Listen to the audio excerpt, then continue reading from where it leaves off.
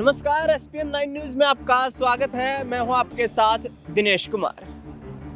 दर्शकों, याद कीजिए वर्ष 2018 में जब मध्य प्रदेश में कांग्रेस पार्टी की सरकार बनी थी, उसके करीब 1.5 साल बाद ही यानी कि वर्ष 2020 में कांग्रेस पार्टी के 22 विधायकों को लेकर वर्तमान में बीजेपी के केंद्रीय मंत्री ज्योतिरादित्य सिंधिया भारतीय जनता पार्टी में शामिल हो गए थे और मध्य प्रदेश में उन्होंने कमलनाथ की सरकार को धराशायी कर दिया था। 22 विधायकों के टूट के साथ ही कांग्रेस पार्टी मध्य प्रदेश में बिखर गई और 2023 में हुए विधानसभा चुनाव में भी कांग्रेस पार्टी को कुछ पल्ले हाथ नहीं लग पाया था। लिहाजा कांग्रेस पार्टी विपक्ष में है और लगातार अब सरकार की नीतियों की मुखालफत कर रही है। लेकिन मध्य प्रदेश की राजनीति से एक बड़ी खबर सामने आई है। पिछले दिनों जिस तरीके से राहुल गांधी और ज्योतिरादित्य सिंधिया की मुलाकात संसद भवन में हुई, कई देर तक दोनों राजनेता एक दूसरे के साथ बातचीत करते हुए नजर आए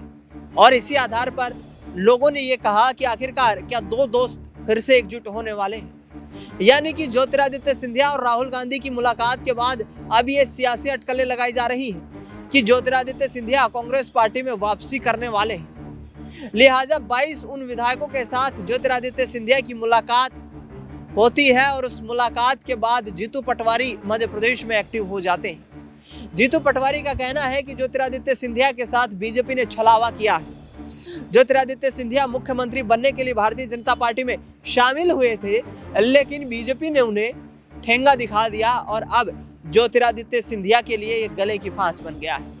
बीजेपी में रहते हुए उनका मुख्यमंत्री बन पाना ये सपना ही बनकर रह जाएगा और इस बात को बखूबी ज्योतिरादित्य सिंधिया भी जानते हैं कि आखिरकार यदि बीजेपी की सरकार में ही वो रहेंगे, भारतीय जनता पार्टी में ही शामिल रहेंगे, तो मुख्यमंत्री की कुर्सी उनके हाथ नहीं लगने वाली।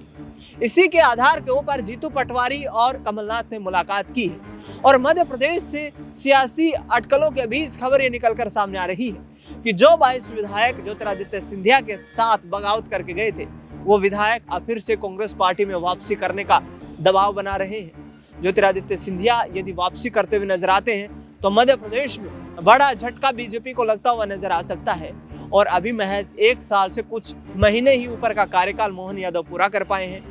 यदि कांग्रेस पार्टी इस तरीके की सेंधमारी करने में कामयाब हुई तो मध्य प्रदेश में बड़ा झटका यहाँ पर भारतीय जनता पार्टी को लगेगा।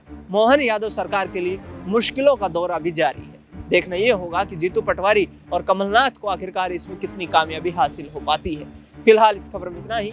देश दुनिया की तमाम बड़ी खबरों के लिए आप देखते रहिए SPN 9।